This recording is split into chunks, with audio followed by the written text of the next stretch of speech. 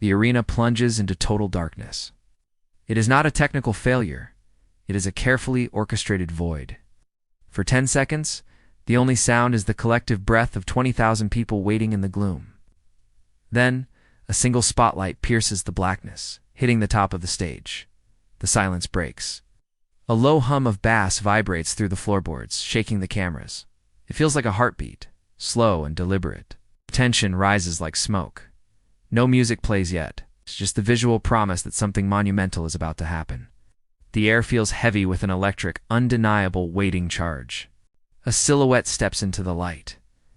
The figure is motionless, head bowed, letting the anticipation build until it becomes almost painful.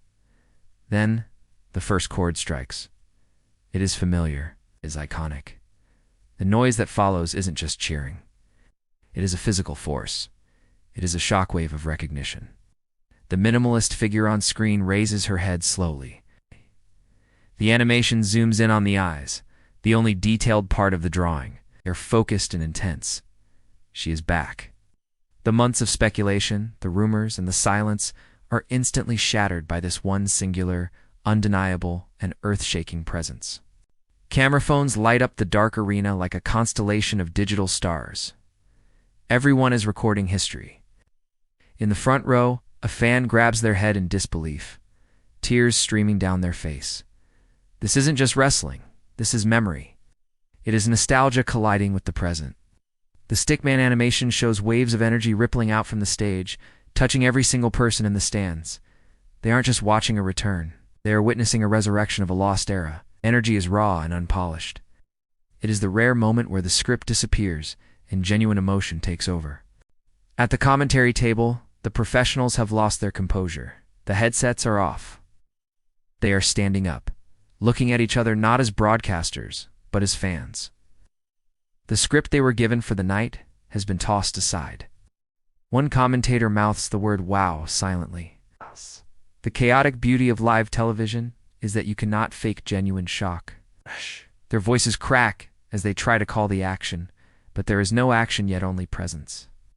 The commentary team knows that the entire landscape of the division has just shifted. The hierarchy of power has been completely rewritten. Backstage, the monitor glows in a dark locker room. The current champion stands with arms crossed, watching the screen.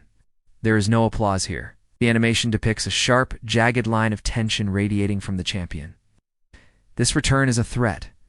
It is a reminder that the spotlight is rented, never owned. The locker room goes quiet. Conversations stop mid-sentence.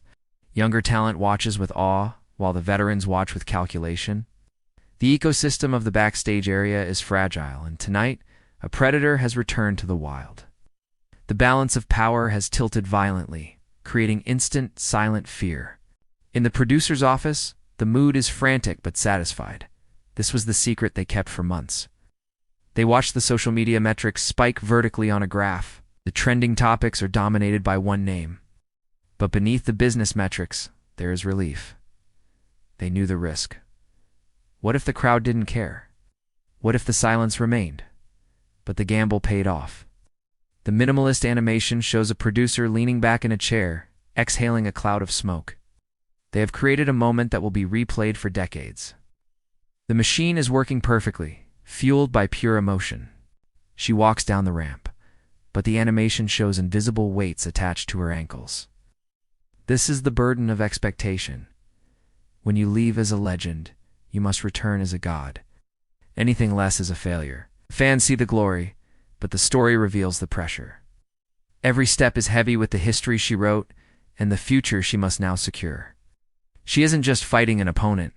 She is fighting the memory of her prime. Can she still go? Is she the same? The doubts are invisible ghosts walking right beside her, whispering quietly in her ear. The ring ropes part. She steps through them, entering the squared circle. This is her sanctuary and her prison. The lights are blindingly bright. She looks out at the sea of faces, but her expression is unreadable. The animation focuses on the solitude of the ring. Despite the thousands screaming her name, she is entirely alone in the center. This is the trade-off. You get the adoration, but you also get the isolation. She closes her eyes for a brief second, inhaling the stale air of the arena. It smells like home. It smells like violence. It smells like unfinished business. She raises a microphone. The crowd hushes, desperate for a catchphrase or a challenge, but she lowers it. She doesn't speak. She simply looks at the hard camera, breaking the fourth wall. The animation shifts to a close-up of a small scar on her shoulder, reminder of why she left. She didn't come back for the title belt. That is a prop. She came back for something far more dangerous. She came back for redemption. The title represents being the best wrestler, but her return represents conquering the self. The silence speaks louder than any promo she could ever cut. The screen fades to black, leaving only her silhouette. The twist is simple yet profound. The fans thought they were cheering for a returning hero, but the story is actually a tragedy. She has returned to the very place that broke her, hoping this time the ending will be different. The cheers fade into an echo. The screen reads, "Welcome home." But in the wrestling business, home is a battlefield. The pyro smoke lingers in the rafters, a ghostly reminder that the spectacle is fleeting, but the scars are permanent.